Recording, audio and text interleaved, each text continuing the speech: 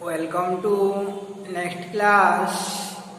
तो आज देखते हैं हम लोग कि विलियम की सांद्रता को अभिव्यक्त करने वाले कारकों के उपरांत नया टॉपिक की रासायनिक समीकरण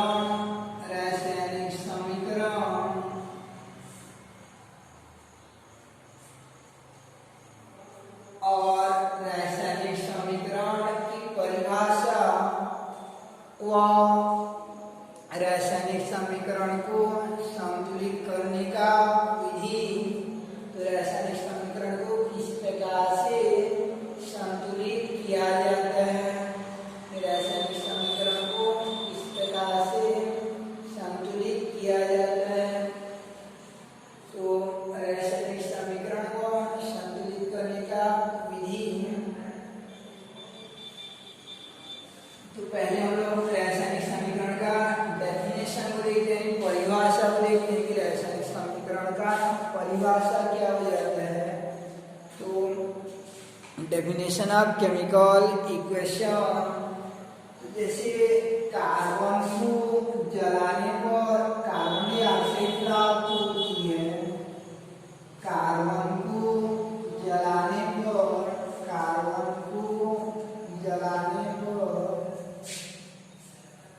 कार्बन डाइऑक्साइड प्राप्त होती है, कार्बन डाइऑक्साइड प्राप्त होती है। तो कार्बन डाइऑक्साइड प्राप्त होती है कार्बन को जलाने पर, कार्बन डाइऑक्साइड प्राप्त होती है। तो इसे इस प्रकार से संतुलित करेंगे, यानी इसको समीकरण के रूप में कैसे लिखेंगे। तो ऐसा कथन के रूप में रहेगा तो बहुत ज्यादा हमको बोलना पड़ता है और लिखना पड़ता है, इसलिए रसायन विज्ञान द्वारा इनके लिए संकेतों और सूत्रों का सहारा लिया गया। कार्बन को उसके संकेतन के रूप में लिखा जाता है, तो कार्बन का संकेत सी हो जाता है। और जलाने पर, जलाना का अर्थ होता है ऑक्सीजन से क्रिया करवाना, ऑक्सीजन से क्रिया करवाएंगे कार्बन डाइऑक्साइड। तो क्या बनता है, कार्बन डाइऑक्साइड बनता है। तो कार्बन डाइऑक्साइड का सूत्र होता है आपका CO2 हो जाता है। इतना लंबा चौड़ा कोई लिखेगा और दूसरा आपको विद्यार्थी ऐसा लिख देता है तो इसमें तुरंत समझ में आ जाता है, इसमें आपको पूरा नंबर मिलेगा। और इस प्रकार एक बड़ा वाक्य को एक सूक्ष्म तरीके से प्रदर्शन करने का विधि हो गया। तो इस प्रकार से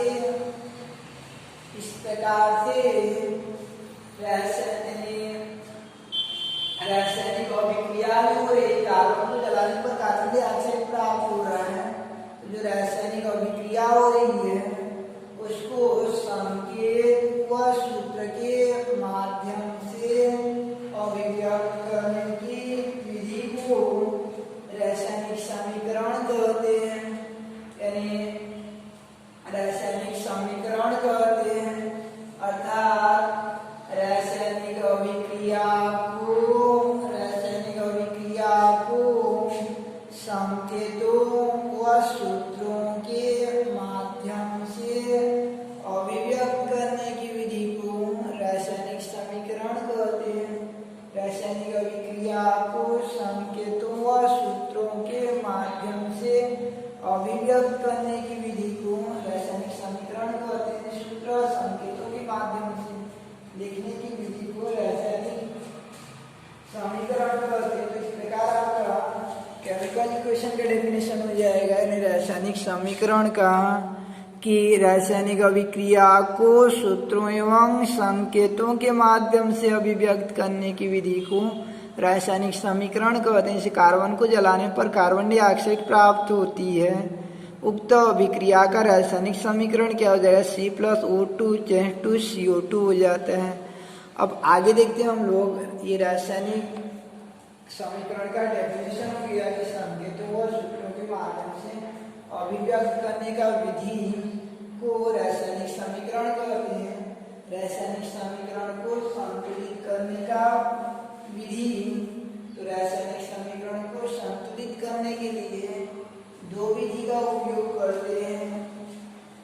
पहला होता है आपका यानी समीकरण, अब रासायनिक समीकरण का संतुलन, और संतुलन के लिए दो विधि का उपयोग करते हैं। रासायनिक समीकरण के संतुलन के लिए दो विधि का उपयोग करते हैं। पहला अनुमान विधि, तो अनुमान विधि में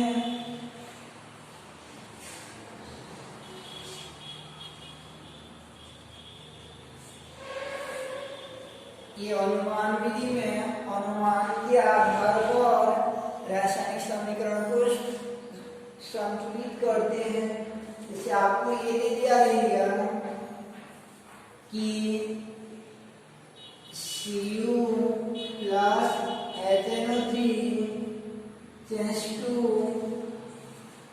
या कोई सिंपल वाला अभिक्रिया जैसे ये अभिक्रिया रहेगा आपका N2 plus H2 change to 2NH3, इसको संतुलित करना है।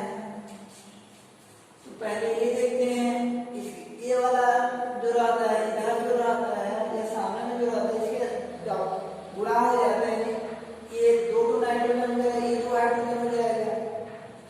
अब इधर कितना हाइड्रोजन आपका 3, तो हाइड्रोजन इधर आपका 2 और इधर 3 है।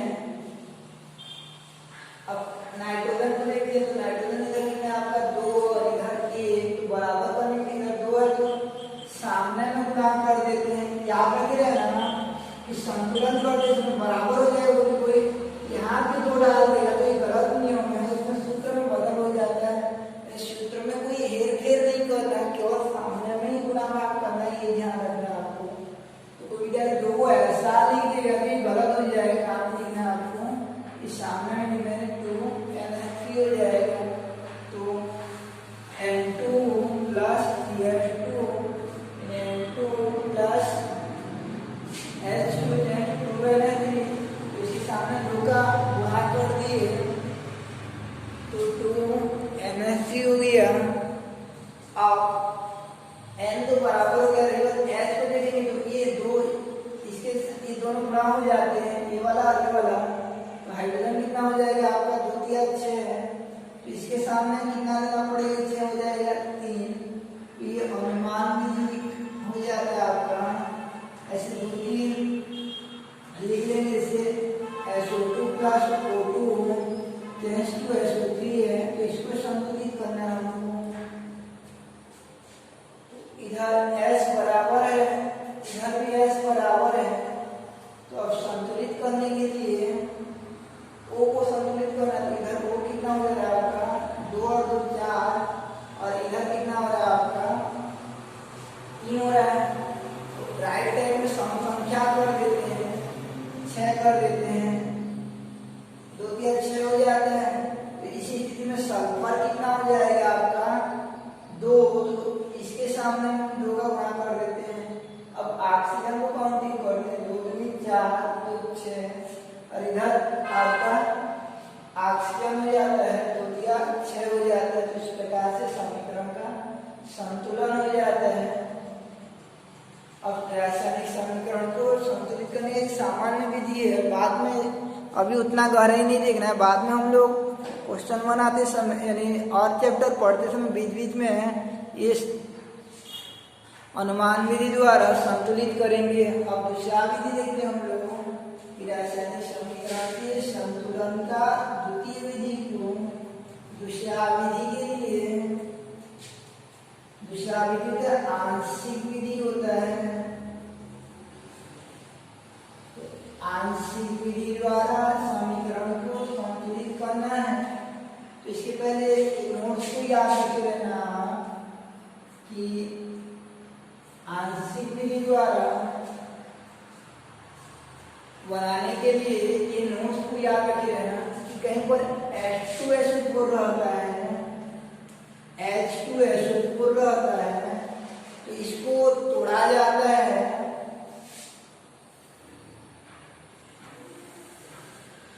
ये H2SO4 टूटता है, याद रखे रहना, H2O, SO2 और एक ऑक्सीजन में बदल जाता है, जिसे कि नवजात ऑक्सीजन कहते हैं, इसे ब्रैकेट में दर्शाया जाता है। यानी H2SO4 किसमें टूटेगा आपका, H2O, SO2 और नवजात O में टूटता है। ऐसे याद रखे रहना, HNO3 टूटता है आपका H2O, NO2 और नवजात O में टूटता है। तो इधर 2H है, तो इसके सामने 2 हो जाएगा, और ये N के सामने 2 हो जाता है। तो इनको याद रखना, H2SO4 इसमें टूटता है, HNO3 इस प्रकार टूट जाएगा, और ये ओजोन भी याद रखे देना, ओजोन जो है टूटता है O2 प्लस नवजात O में टूटता है, और ये याद रखे देना H2O2 टूटता है, H2O2 हाइड्रोजन पराग से कहते हैं, ये टूटता है H2 और नवजात O में। ये चारों को याद रखे रहना, पहला, दूसरा, तीसरा और चौथा, यानी ये चारों जो इस प्रकार टूटते हैं, इनको याद रखना पड़ेगा अभी जो है आंशिक विधि द्वारा संतुलित करने के लिए, कि H2SO4 टूटता है आपका SO2, H2 और नवजात O में, और 2NH3 टूटता है, HNO3 टूटता है 2NO2, H2 और नवजात O में, H2O2 टूटता है आपका H2 और नवजात O में, O3 टूटता है आपका O2 और नवजात O में। अब हम लोग क्वेश्चन आंशिक विधि द्वारा समीकरण को संतुलित करेंगे। जैसे एक क्वेश्चन है आपका कि Cu plus H2SO4 change to CuSO4 plus SO2 plus नवजात O, Cu plus H2SO4 change to CuSO4 plus SO2 plus H2O, तो इसको आंशिक विधि द्वारा संतुलित करना है। यानी क्वेश्चन है आपका ये Cu प्लस H2SO4, ये CuSO4 बनाता है और H2O बनाता है और SO2 बनाता है, तो इसको आंशिक विधि द्वारा संतुलित करना है। यहाँ कितना जो C लगेगा, यहाँ पे S कितना लग जाएगा और O कितना लग जाएगा, इसको आंशिक विधि द्वारा संतुलित करना है। तो इसके लिए यानी आंशिक विधि द्वारा संतुलित करना है, तो इसके लिए पहले ये देखना है कि यहाँ पे क्या लिया गया है, इन चारों में से क्या लिया गया आपका H2SO4, इसको बनाएंगे हम लोग। हाँ, तो पहले ये H2SO4 लेंगे और उसको तोड़ना है, इसमें तोड़ना है, ये H2SO4 को इसमें तोड़ेंगे, H2SO4 को आपका H2O प्लस SO2 प्लस नवजात O में, इसमें टूट जाएगा, तो जैसे बताया गया वैसे तोड़ना है। और H2SO4 टूट गया H2O, SO2 और नवजात O में, तो ये वाला तो निकल गया यहाँ से, Cu और H2SO4 में H2SO4 निकल गया, और इधर क्या क्या निकल गया H2O और SO2 बचा है, ये बचा है, और इधर का ये बचा है। इधर Cu लेंगे और Cu को किसमें परिवर्तित करेंगे, आपका CuSO4 में परिवर्तित करेंगे। नीचे में 2 स्टेप में लिखा जाता है, पहला स्टेप में जैसा तोड़ने के लिए नियम बताया गया वैसा तोड़ेंगे, और दूसरा स्टेप में आपका कि जो बचा रहेगा Cu बचा था और CuSO4 बचा था, तो उनको नीचे लिख देते हैं। अब ये Cu को CuSO4 में बदलना है, तो क्या चाहिए, एक S चाहिए और O चाहिए, तो S और O तो ये समीकरण में नहीं है, तो क्या करेंगे हम लोग, इधर का जो SO2 है, राइट हैंड का जो SO2 है उसको लेंगे, तो Cu और ये राइट साइड में जो SO2 था उसको लिया जाता है, CuSO2। अब O4 चाहिए, तो O कितना टू चाहिए, 2 टू, एक टू हमारे पास है लेकिन 2 टू लेंगे, कितना टू लेंगे, 2 टू। तो पहला स्टेप में क्या करना है आपको, इस H2SO4 को तोड़ना है H2SO2 और O में। दूसरा स्टेप में क्या करना है, लेफ्ट का जो बचा रहेगा, राइट का जो बचा रहेगा उसको लिख देना है। फिर राइट के लिए क्या क्या की आवश्यकता पड़ता है, तो S और O की आवश्यकता पड़ रहा है, लेकिन S अकेला नहीं है, SO2 के रूप में हमारे पास वर्तमान में, तो SO2 के रूप में लेंगे, और ऑक्सीजन को लेते हैं O फॉर्म में, तो O चूंकि 2 टू जरूरत पड़ रहा है तो 2 टू ले जाएंगे। अब इस प्रकार समीकरण बन जाने के उपरांत दोनों को आपस में जोड़ देते हैं, दोनों समीकरण को आपस में, इन दोनों को आपस में जोड़ देते हैं, तो इसको कटाया जाता है, नौजाद वाला को कटाया जाता है, तो नीचे में कितना टू है, 2 टू O है, और ऊपर वाला समीकरण में कितना टू O है, 1 टू। तो कटाने के लिए क्या करते हैं, ये ऊपर में पूरा समीकरण में इसमें 2 का गुणा कर देंगे, पूरा समीकरण में 2 का गुणा कर देते हैं, तो पूरा समीकरण में 2 का गुणा कर देंगे, तो ये आपका 2O और ये 2 गुणा होगा तो ये बढ़ जाएगा। अब दोनों को जोड़ेंगे, फिर गुणा, यानी ऊपर में 2 का गुणा कर जोड़ते हैं, तो ये क्या हो जाएगा आपका Cu, और Cu हो गया, और SO2, इधर क्या क्या बचा है, Cu, SO2 और H2SO कितना हो जाएगा, 2 टू हो जाएगा, 2 H2SO4 क्यों 2 हुआ, इसके सामने मैंने 2 का गुणा किए हैं। अब राइट में लिखेंगे हम लोग, तो इसके सामने 2 का गुणा कर देते हैं, तो 2 H2O, और ये हो जाएगा आपका 2 SO2, ये ऊपर वाला हो गया 2 2। अब नीचे में क्या लिखेंगे, नीचे का जो बचा है CuSO2, तो आप ये देखेंगे कि कोई दोनों साइड तो नहीं है, तो SO2 दोनों साइड रहता है, SO2 देखना दोनों साइड रहता है, तो इसमें जो कौन वाला इधर एक SO2 है, इधर 2 है, तो इसको दाएं तरफ ले जाते हैं, राइट साइड ले जाएंगे, तो ये SO2 हट जाएगा, तो इधर क्या हो जाएगा -SO2, तो 2 टू में 1 टू हट जाएगा, कितना बचेगा 1। तो इस प्रकार से लास्ट में ऐसा करना है कि जो दोनों तरफ बचा आ जाएगा, तो कम वाला को ज्यादा तरफ ले जाना है। तो ये था आंशिक विधि द्वारा समीकरण को संतुलित करना। पहला स्टेप में तोड़ा जाता है, दूसरा स्टेप में जो बचा रहता है उनको लिखते हैं, और राइट साइड में क्या बनाना है उसको ध्यान दिया जाता है, तथा लेफ्ट में जो जरूरत पड़ता है उन्हीं को लिया जाता है, जो वर्तमान में हमारे पास उन्हीं का सहायता लिया जाता है। जैसे CuSO4 बनाने के लिए S और O की आवश्यकता पड़ती है, तो SO2 है तो उन्हीं को लेंगे। तो इस प्रकार से आपका ये रासायनिक समीकरण का संतुलन हो जाता है।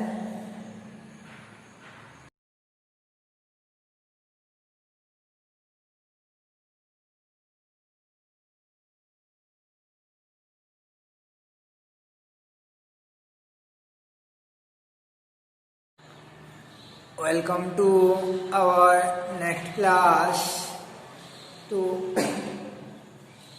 आज प्रारंभ करते हैं हम लोग कि रस समीकरण मितीय मीन्स क्या रहता है, रस समीकरण मितीय और रस समीकरण मितीय गणनाएं, रस समीकरण मितीय, रस समीकरण मितीय गणना का अभिप्राय क्या रहता है।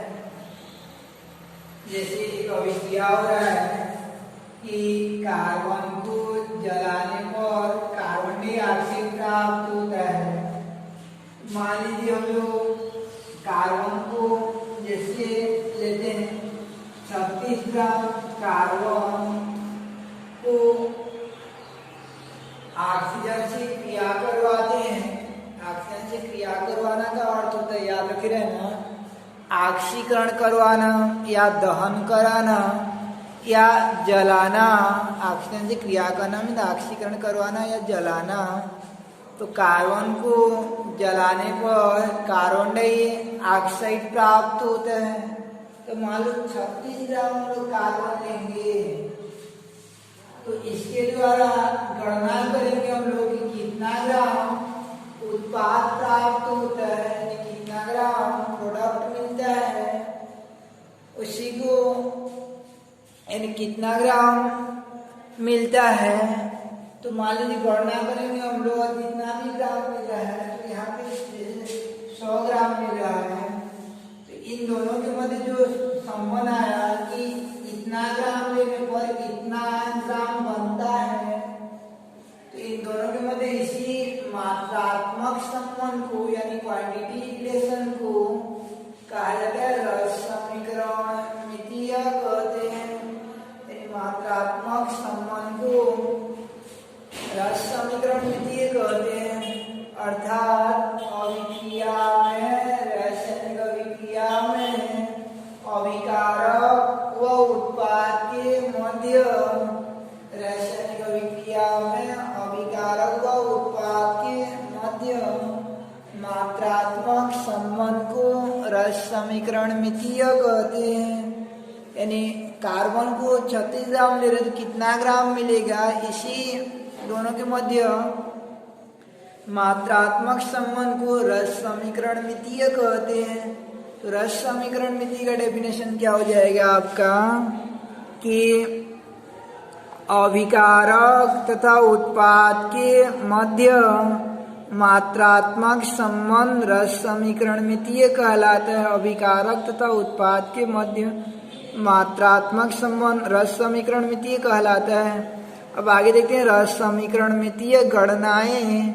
तो पहला द्रव्यमान के आधार पर लेंगे कि इतना ग्राम लेंगे तो कितना ग्राम प्राप्त होगा। दूसरा लेंगे आयतन पर कितना आयतन लेंगे तो कितना आयतन प्राप्त होगा, उसी को रस समीकरण मितीय गणना कहते हैं। तो पहले देखते हैं हम लोग कि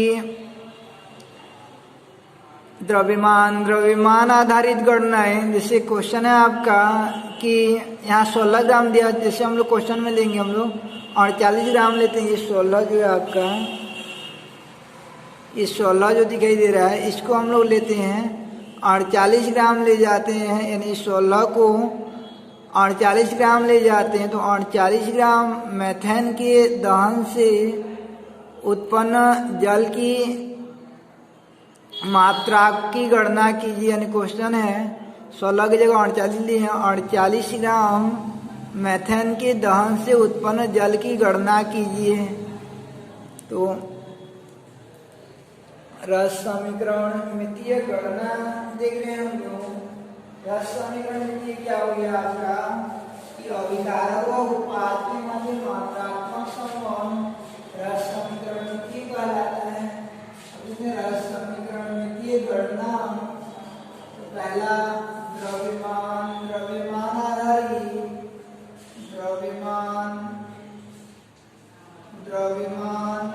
आधारित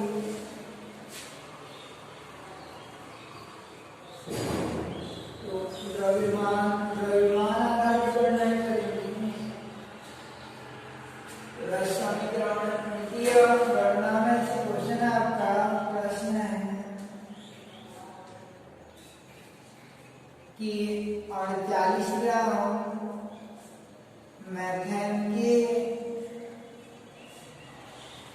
दहन से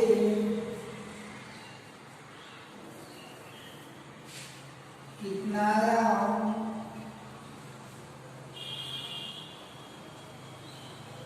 जल प्राप्त होगा।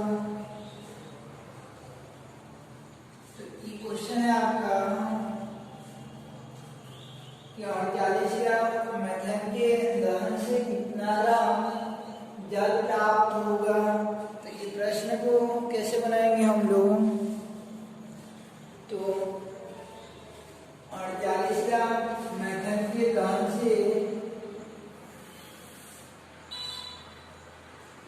कितना ग्राम जल प्राप्त होगा, तो हल यानी ग्राम में दिया, ग्राम में उत्पाद को भी निकालना है।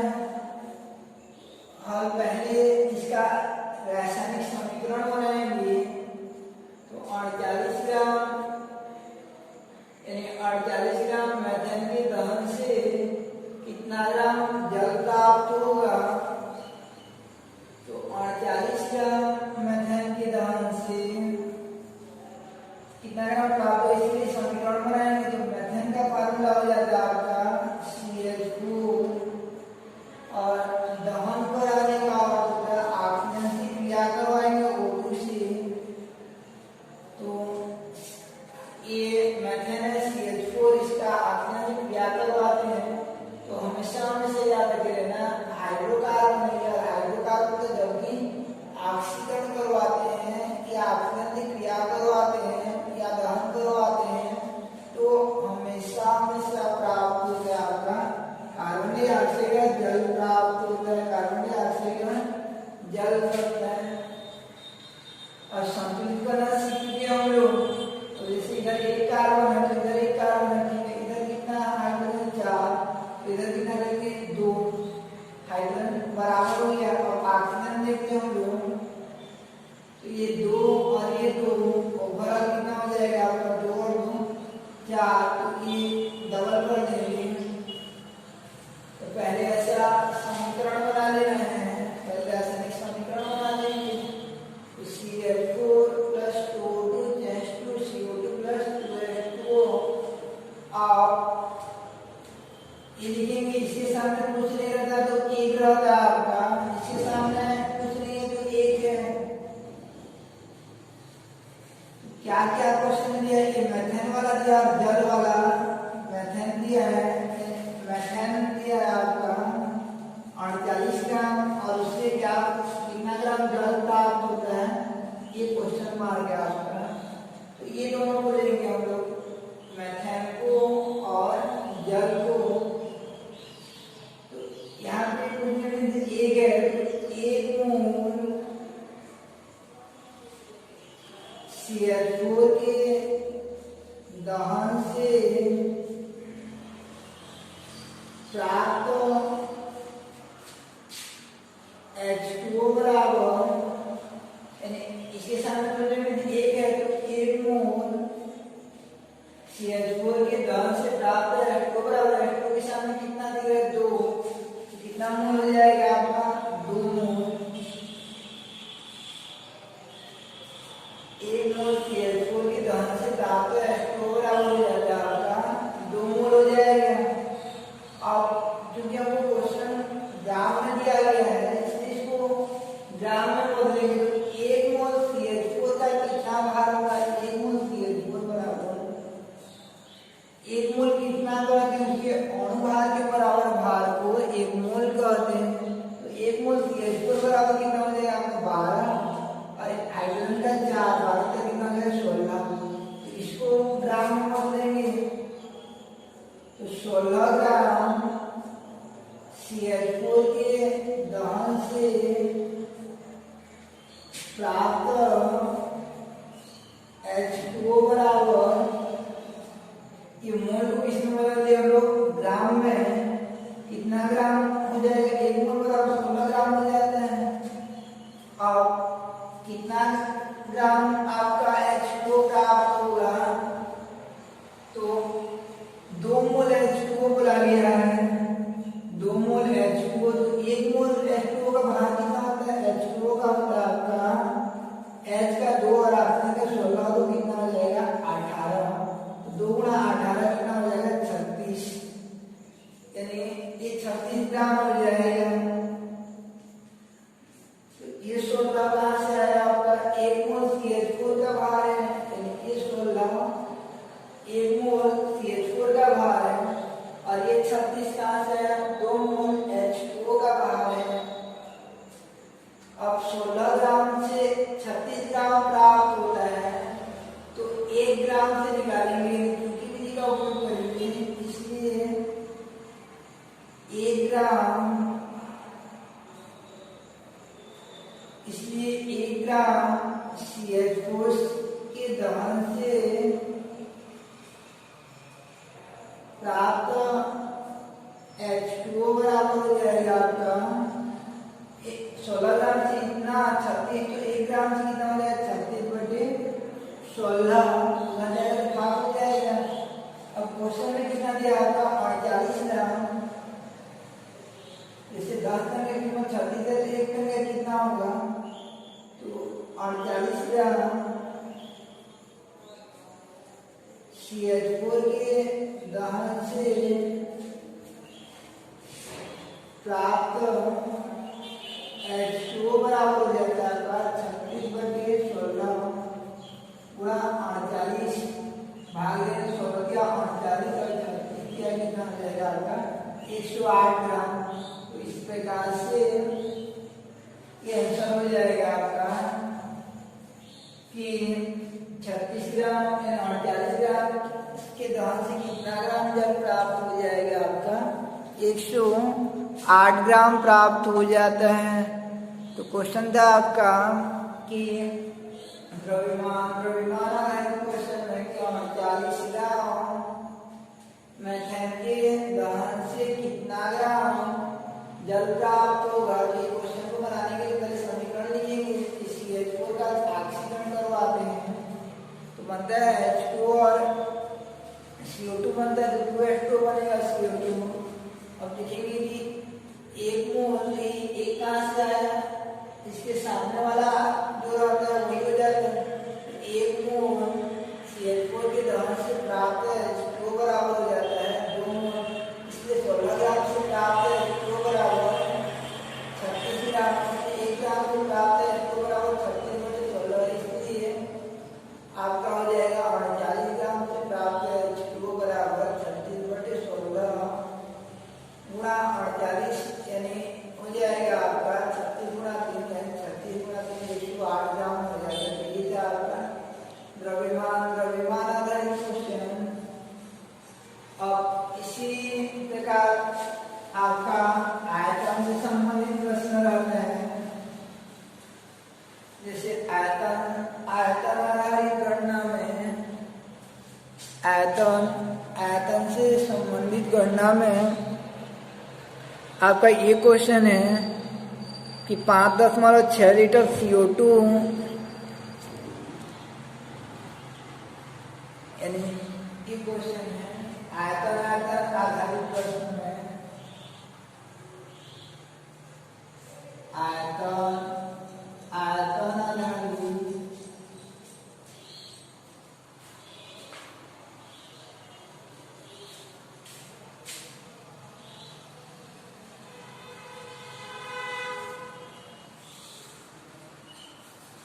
आयतन आधारित प्रश्न में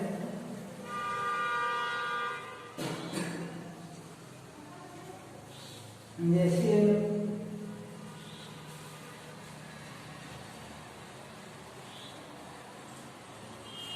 5.6 लीटर CO2 प्राप्त करने के लिए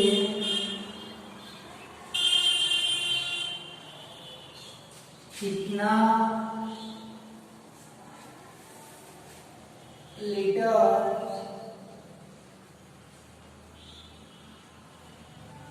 O2 की आवश्यकता होगी।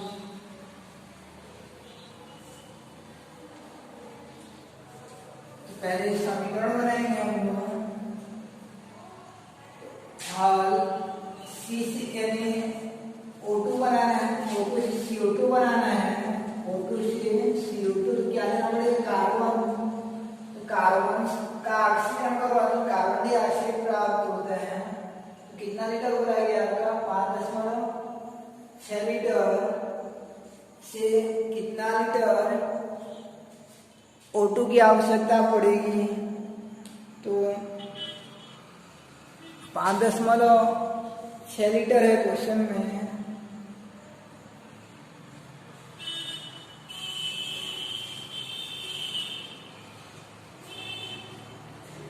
इसके सामने कितना मोल है 1 और इसके सामने कितना मोल है 1। इन क्वेश्चन में CO2 और O2 वाला बोला गया है, तो ये दोनों के सामने 1 है,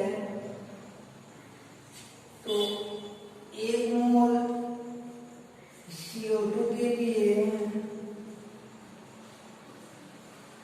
आवश्यक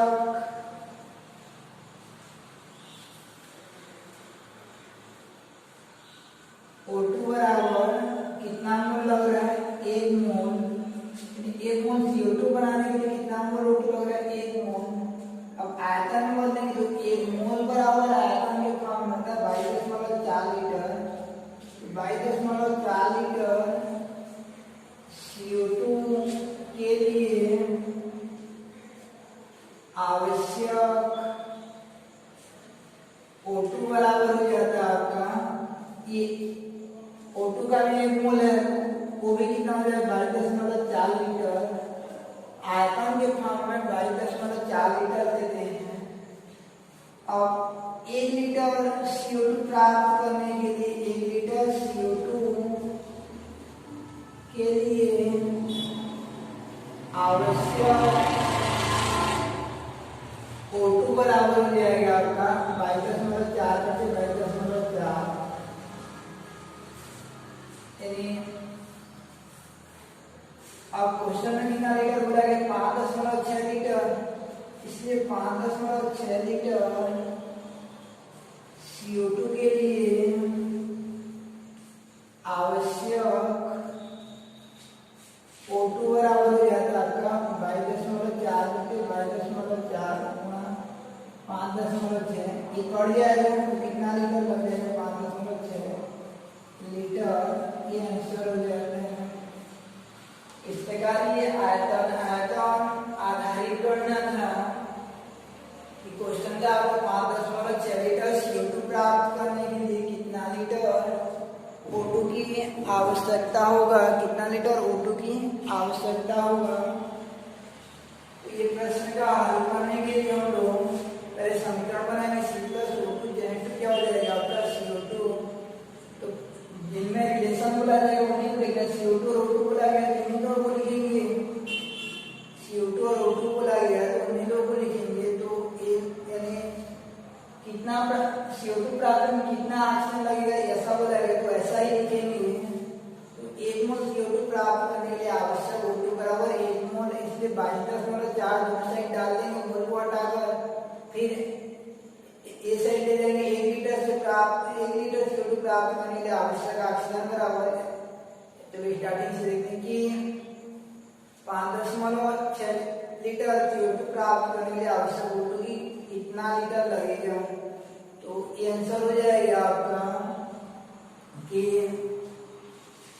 C+O2 CO2, अर्थात फिर आगे बढ़ेंगे कि 1 मोल CO2 प्राप्त करने के लिए आवश्यक O2 बराबर 5.6, इसलिए 1 लीटर CO2 प्राप्त,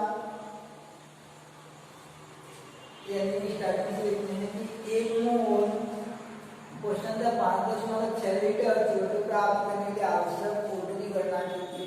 तो C+O2 CO2 नीचे में लिखेंगे कि 1 मोल CO2 के लिए आवश्यक O2 बराबर 1 मोल, इसलिए 22.4 लीटर CO2 के लिए आवश्यक O2 बराबर 22.4, इसलिए 1 लीटर CO2 प्राप्त करने के लिए आवश्यक O2 बराबर हो जाएगा आपको 22.4 लीटर 22.4, इसलिए नीचे में लिखेंगे 5.6 लीटर के लिए आवश्यक CO2 प्राप्त करने के लिए आवश्यक O2 बराबर 22.4 लीटर 22.4 में 5.6 कट जाएगा, लास्ट में आएगा आपको 5.6, ये आंसर हो जाएगा।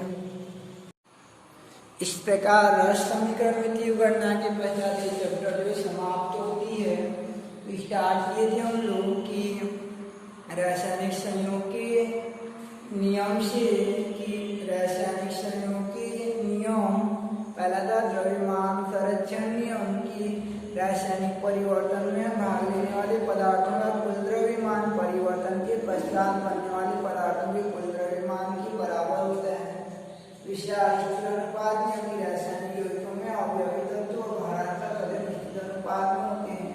विशाल अनुपात में उनकी जब दो तत्व आपस में संयोग कर दो या दो से अधिक यौगिक बनाते हैं तो दूसरे तत्व का भिन्न द्रव्यमान पहले तत्व की निश्चित द्रव्यमान से अलग निश्चित द्रव्यमान से संयोग करते हैं।